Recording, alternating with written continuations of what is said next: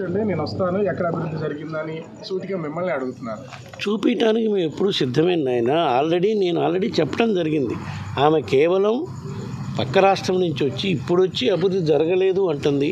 ఒక్కసారి రాష్ట్రంలో జరుగుతున్న అభివృద్ధి కార్యక్రమాలు చూడండి. నిన్న శ్రీకాకుళం జిల్లాలో పోయారు. శ్రీకాకుళం జిల్లాలో మా పార్టీ చేసిన అభివృద్ధి కార్యక్రమాలు మీకు కనపడలేదా? ఉద్దానం ప్రాంతంలో కిడ్నీ రీసెర్చ్ సెంటర్ ఎవరు పెట్టారు? చంద్రబాబు నాయుడు గారు పెట్టారా? కాంగ్రెస్ ప్రభుత్వం పెట్టిందా? అది మా ప్రభుత్వం చేసింది. గత 20 సంవత్సరాల నుంచి ఆ సమస్యపై ఎవరైనా దృష్టి పెట్టారా? అది మేము చేసాం. అట్లానే ప్రతి జిల్లాలో మేము చేసిన అభివృద్ధి కార్యక్రమాలు కనిపిస్తున్నాయి. దానికి ప్రత్యేకంగా అవి చూసి మాట్లాడమని చెప్పాను ఆ రోజు. ఈరోజు అది చెప్తున్నా. ప్రతి జిల్లాలో నువ్వు ఎక్కడెక్కడ జిల్లాలో తిరుగుతున్నారు కాంగ్రెస్ పార్టీలో చేరినాక, మంచి తిరగండి. ప్రతి గ్రామంలో మీరు తిరిగే ప్రతి జిల్లాలో మేము చేసిన అభివృద్ధి కార్యక్రమాలు ప్రతి జిల్లాలో ఉన్నాయి, ప్రతి గ్రామంలో కూడా ఉన్నాయి. గ్రామ సచివాలయాలు స్థాపించే ఆలోచన ఎవరు చేసింది? గుండె జబ్బులు, షుగర్, ఫెర్టిలిటీతో బాధపడుతున్నారా? ఆర్ఎన్సి super speciality hospital, Chintal, Quthbullapur. సుమారుగా 15,000 గ్రామ సచివాలయాలు నిర్మాణం చేసాం. రైతు భరోసా కేంద్రాలు పెట్టాం, హెల్త్ క్లినిక్స్ పెట్టాం, పేదవాడికి వైద్యం ఇంటికాడికి అందించే విధంగా చర్యలు తీసుకుంటున్నాం. ఇన్ని కార్యక్రమాలు చేసాం. మెడికల్ కాలేజీలు 16 మెడికల్ కాలేజీలు, 16 సూపర్ స్పెషాలిటీ హాస్పిటల్ నిర్మాణం జరుగుతుంది. ఇన్ని కార్యక్రమాలు చేసాం. ఇవన్నీ చూసే మాట్లాడండి.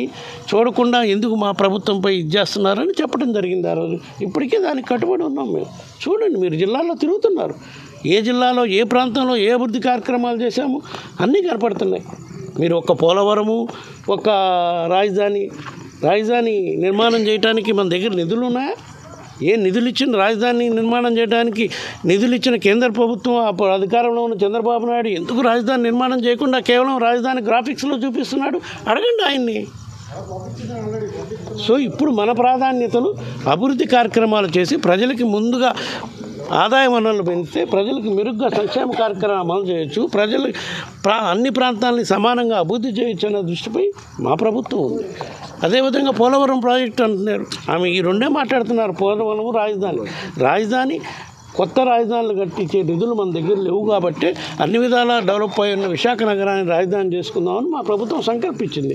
కానీ దానికి ఇప్పటికీ న్యాయపరంగా చిక్కులు తీసుకొస్తున్నారు చంద్రబాబు నాయుడు, ప్రతిపక్ష పార్టీల వాళ్ళందరూ కలిపి. అది అయిపోతే తప్పకుండా విశాఖపట్నం నుంచి రాజధాని చేసుకుంటాం.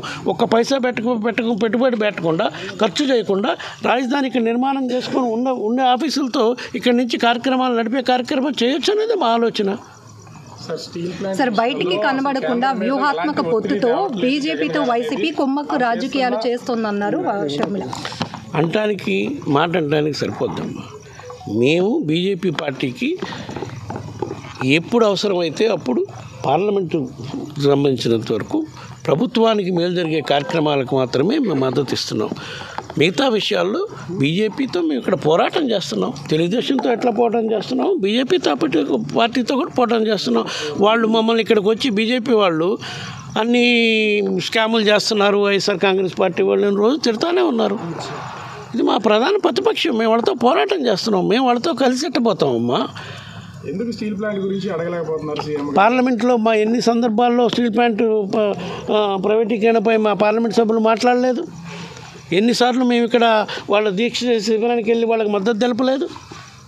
అన్ని విధాలా అన్నిటికీ మద్దతు తెలియజేస్తూనే ఉన్నాం. రాష్ట్ర ప్రయోజనాలు కాపాడటం కోసం మేము ఎప్పుడూ ముందే ఉంటాం. Okay, thank you sir.